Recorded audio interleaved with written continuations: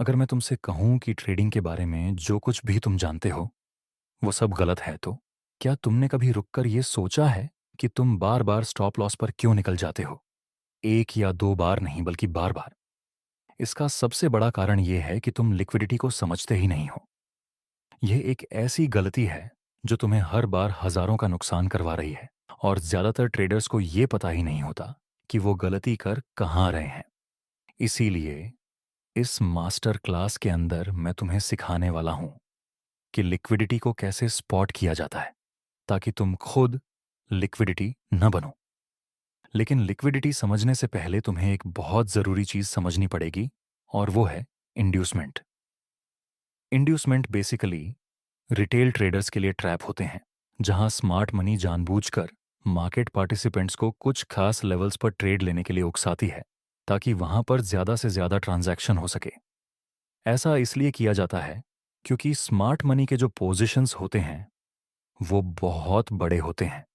उन्हें अपनी एंट्री और एग्जिट के लिए बहुत ज़्यादा लिक्विडिटी चाहिए होती है और ये लिक्विडिटी वो सीधे रिटेल ट्रेडर्स से ही निकालते हैं। इसके लिए वो जानबूझकर चार्ट पर कुछ कॉमन पैटर्न्स दिखाते हैं जैसे double top, double bottom, support और रेजिस्टेंस, ताकि रिटेल ट्रेडर बिना ज़्यादा सोचे समझे ट्रेड में एंटर कर जाए।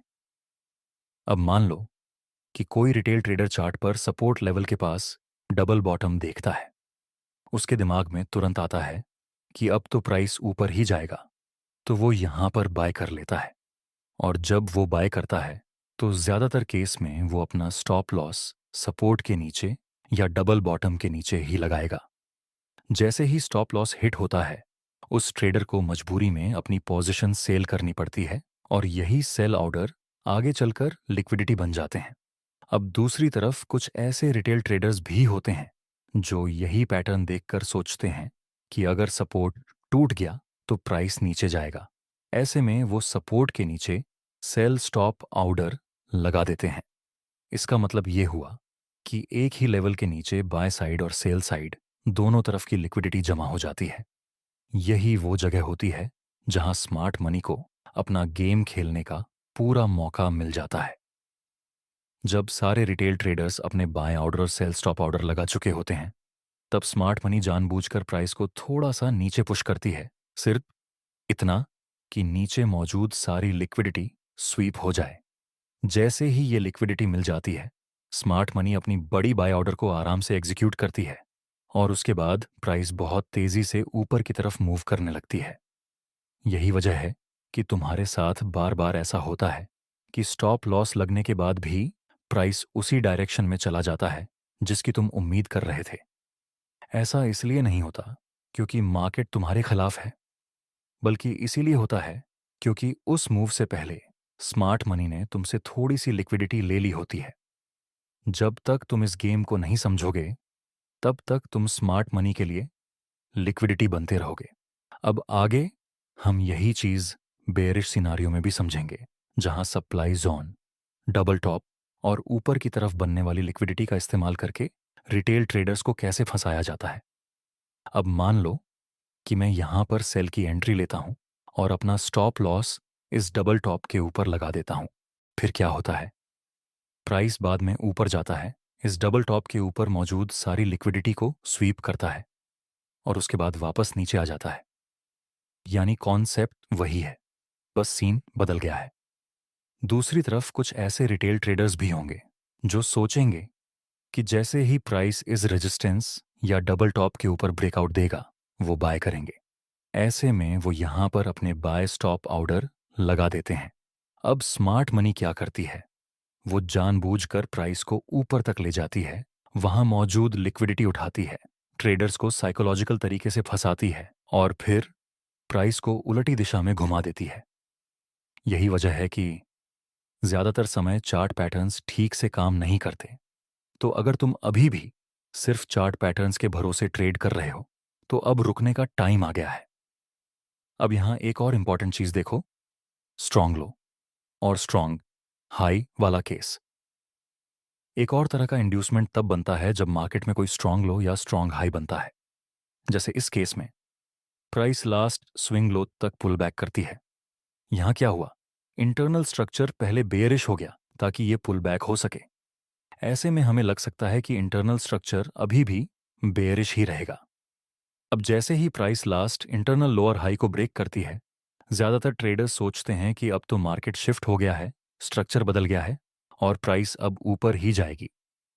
लेकिन यही सबसे बड़ी गलती होती है, क्योंकि असल में क्या हो सकता है, प्राइस पहले ऊपर जाकर इस स्विंग हाई के ऊपर की लिक्विडिटी को स्वीप कर सकती है और उसके बाद नीचे आकर इस स्विंग लो के नीचे की लिक्विडिटी भी निकाल सकती है।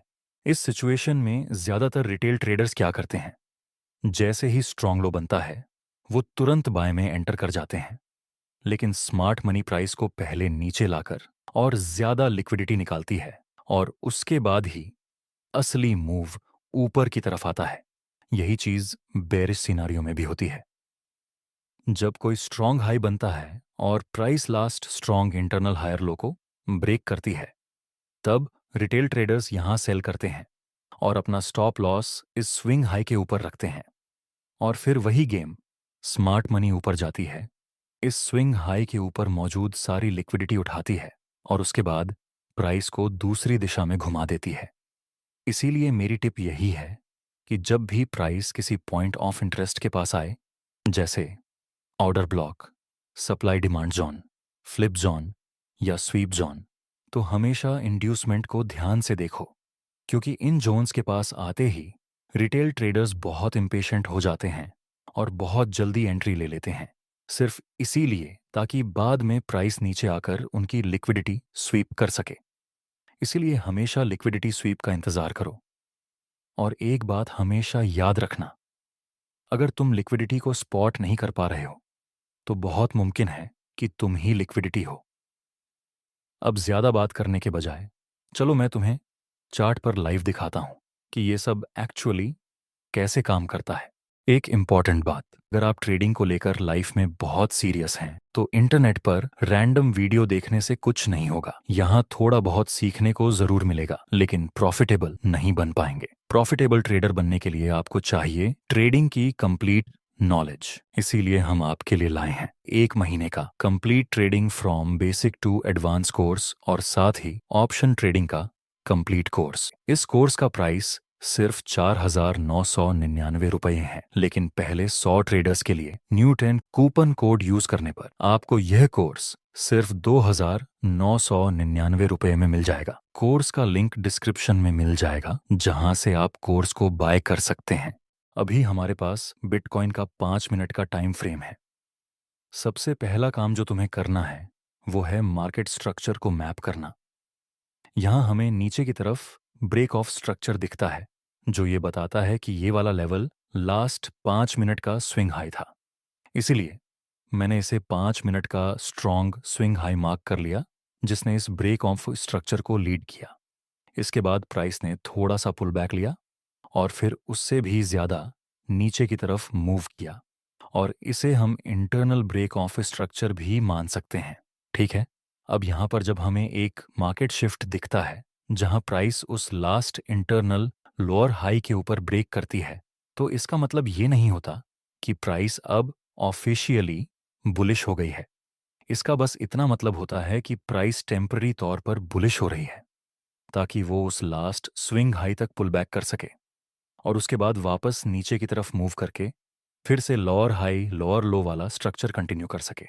इसलिए हमेशा ये समझने की कोशिश करो कि प्राइस का ऑब्जेक्टिव क्या है, प्राइस क्या करना चाह रही है, किस लेवल तक जाना चाहती है और क्यों। सिर्फ एक ब्रेक देखकर ये मान लेना कि ट्रेंड बदल गया है, यही सबसे बड़ी गलती होती है। अब यहां पर हमने ये क्लियर कर लिया कि प्राइस पुलबैक को फैसिलिटेट करने के लिए बुलिश हुई है, तो इंटरनल स्ट्रक्चर में हम ये एक्सपेक्ट कर सकते हैं कि प्राइस हायर हाई और हायर लो बनाएगी जब तक कि वो उस लास्ट इंटरनल हायर लो को ब्रेक नहीं कर देती। जैसे ही वो लास्ट इंटरनल हायर लो टूटता है, तब हमें एक सही मायने में मार्केट शिफ्ट मिलता है। इसीलिए हमेशा ये समझने की कोशिश करो कि प्राइस का ऑब्जेक्टिव क्या है, मतलब प्राइस क्या करना कहती है। अब नेक्स्ट स्टेप है अपने पॉइंट ऑफ इंटरेस्ट को मार्क करना। यहां पर हमारे पास एक एक्सट्रीम सप्लाई जोन है जिसने इस ब्रेक ऑफ स्ट्रक्चर को लीड किया था। इसके अलावा यहां एक और सप्लाई जोन भी है मैंने इसे थोड़ा क्लीन करके मार्क कर दिया है।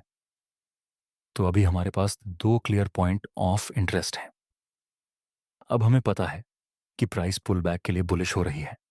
इसका ऑब्जेक्टिव ये है कि ये इन दोनों में से किसी एक सप्लाई जोन को मिटिगेट करे, यानी वहां पड़े हुए बचे हुए सेल ऑन ऑर्डर्स को फिल करे और उसके बाद वापस नीचे की तरफ जाए।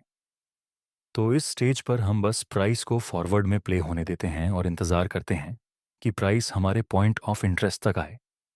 जब तक वो वहां नहीं पहुंचती, हम कुछ भी नहीं करते।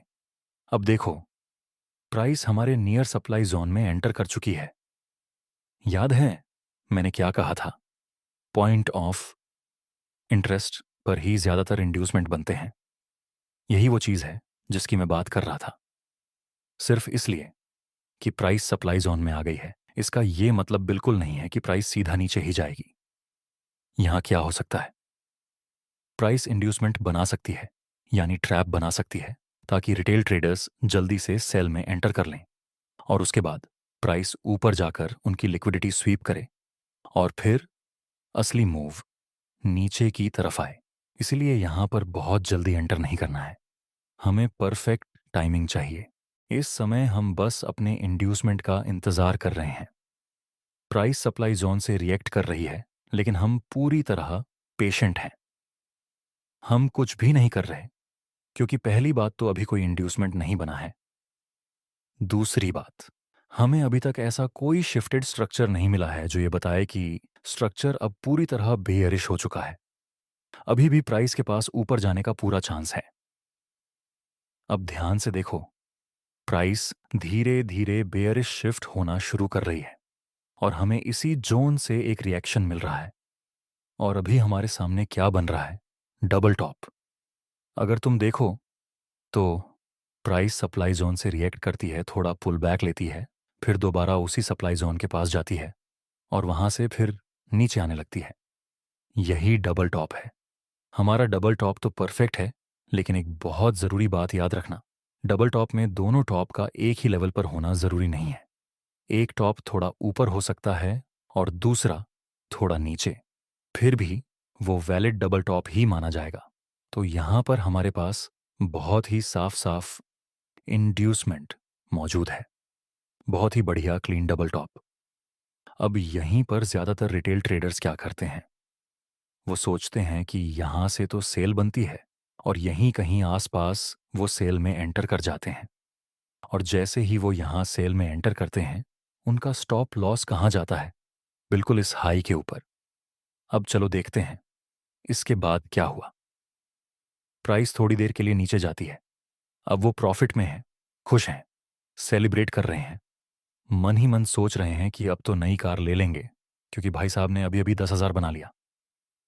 और तभी बूम, सब कुछ उड़ गया। लाइफ सेविंग्स तक चली गई। बुरा लगा, लेकिन सच यही है, क्योंकि तुम लिक्विडिटी को नहीं समझते। अब इस पॉइंट पर हमें क्लियर पता है कि यहां पर इंड्यूसमेंट बन चुका है और हम क्या कर रहे हैं। हम पेशेंट हैं। हम यहां जल्दी जल्दी सेल में एंटर नहीं कर रहे। हम इंतजार कर रहे हैं कि पहले लिक्विडिटी स्वीप हो, उसके बाद ही हम ट्रेड लेंगे। और अब यहां पर क्या दिख रहा है? एक बहुत ही साफ लिक्विडिटी स्वीप। प्राइस ऊपर जाती है, इस swing high on double top के ऊपर की सारी लिक्विडिटी उठाती है और अब हम एक्सपेक्ट कर सकते हैं कि यहां से एक रिएक्शन आए। लेकिन एक बात ध्यान रखना, कोई भी लिक्विडिटी स्वीप तब तक वैलिड नहीं मानी जाती जब तक उसके बाद एक शार्प वी शेप रिएक्शन न दिखे। और इसलिए मैं अभी भी एंटर नहीं कर रहा हूं। देखो, अब हमें वही चाहिए था, एकदम शार्प वी शेप रिएक्शन। बहुत ही बढ़िया। अब इस पॉइंट पर हमारे पास लिक्विडिटी स्वीप तो आ चुका है, लेकिन फिर भी ये एंट्री का सिग्नल नहीं है। क्यों? क्योंकि अभी भी इंटरनल स्ट्रक्चर बुलिश है। प्राइस अभी और ऊपर भी जा सकती है, इसलिए हमें अपना इंटरनल स्ट्रक्चर मैप करना पड़ेगा। अगर तुम स्ट्रक्चर देखो तो ये जो लेवल है, ये लास्ट 5 मिनट का स्विंग हाई है और ये जो नीचे वाला लेवल है, ये लास्ट 5 मिनट का स्विंग लो है। अब अगर हमें ये कंफर्म करना है कि प्राइस ऑफिशियली बेरिश शिफ्ट हो चुकी है, तो प्राइस को इस लास्ट 5 मिनट स्विंग लो के नीचे ब्रेक करना पड़ेगा। तो इस स्टेज पर हमारे पास लिक्विडिटी स्वीप है, हम अभी भी पेशेंट हैं और हम मार्केट शिफ्ट का इंतज़ार कर रहे हैं। जैसे ही लोअर टाइम फ्रेम का स्ट्रक्चर हायर टाइम फ्रेम के साथ अलाइन होगा, तभी हम ट्रेड लेंगे। और लो जी, यहाँ हमें एक बहुत ही खूबसूरत मार्केट शिफ्ट मिल जाता है। यही आपका एंट्री सिग्नल है। अब इस पॉइंट पर मैं उस पॉइंट ऑफ इंटरेस्ट को मार्क करूंगा जिसने इस मार्केट शिफ्ट को लीड किया है। ये एक छोटा सा सप्लाई जोन या ऑर्डर ब्लॉक है, जो भी नाम तुम देना चाहो। और यही वो जगह है जहां से मैं अपने सेल ट्रेड की एंट्री लेना चाहता हूं। अगर तुम यहां ध्यान दो तो तुम्हें यह भी पता चलेगा कि ये वाला एरिया असल में एक फ्लिप जोन है, क्योंकि हम यहां पर इस डिमांड जोन से रिएक्ट कर रहे थे। नॉर्मली अगर ये डिमांड जोन अपना काम करता तो प्राइस को ऊपर ही जाना चाहिए था, लेकिन इस केस में यहां पर एक फ्लिप रिएक्शन बना, यानी जो सपोर्ट थी वही आगे चलकर रेजिस्टेंस बन गई। और यहीं पर मैं अपनी एंट्री ढूंढना चाहता हूं। प्राइस जैसे ही वापस इस एरिया में पुल बैक लेती है, यहां पर शूटिंग स्टार कैंडल का फॉर्मेशन होता है, जो स्ट्रॉन्ग बेरिश कैंडल है। मैं इस कैंडल के नीचे एक लाइन मार्क करूंगा और जैसे ही प्राइस इस लाइन को ब्रेक करेगी, तब हम कॉन्फिडेंटली सेल साइड में एंट्री करेंगे। अब इस पॉइंट पर तुम्हारा स्टॉप लॉस कहां होगा? इसके दो ऑप्शन हैं। या तो तुम इसे इस फ्लिप जोन के ऊपर रख सकते हो, या फिर उस लिक्विडिटी स्वीप के ऊपर भी रख सकते हो, क्योंकि एक बार जब प्राइस उस स्विंग हाई के ऊपर की लिक्विडिटी स्वीप कर चुकी होती है, तो हमें पता होता है कि वो हाई अब काफी हद तक प्रोटेक्टेड है। तो उस केस में भी तुम अपना स्टॉप लॉस उसी हाई के ऊपर रख सकते हो। अब ये पूरी तरह तुम्हारे ऊपर है। इस एग्जाम्पल के लिए हम स्ट्रैटेजी को सिंपल रखेंगे और बस 1:3 का टारगेट लेंगे। पर्सनली मैं अपना स्टॉप लॉस ज़्यादा ऊपर नहीं रखता। मैं इसे इसी फ्लिप जोन के ऊपर रखता हूं, क्योंकि मुझे पता है मैं क्या कर रहा हूं। और फिर देखो, सीधा प्रॉफिट में चली जाती है। इतना बड़ा इम्बैलेंस बनता है कि कुछ ही कैंडल्स में प्राइस हमारा टेक प्रॉफिट हिट कर देती है। इतना ही सिंपल है। यही है लिक्विडिटी की पावर। जब तुम लिक्विडिटी को समझ लेते हो, तो तुम मार्केट में ऐसे मूव करते हो जैसे सब कुछ तुम्हारे सामने खुला हुआ हो। अब यही तरीका है जिससे मैं पर्सनली लिक्विडिटी स्वीप्स को ट्रेड करता हूं। कोर्स का लिंक डिस्क्रिप्शन में मिल जाएगा, जहां से आप कोर्स को बाय कर सकते हैं।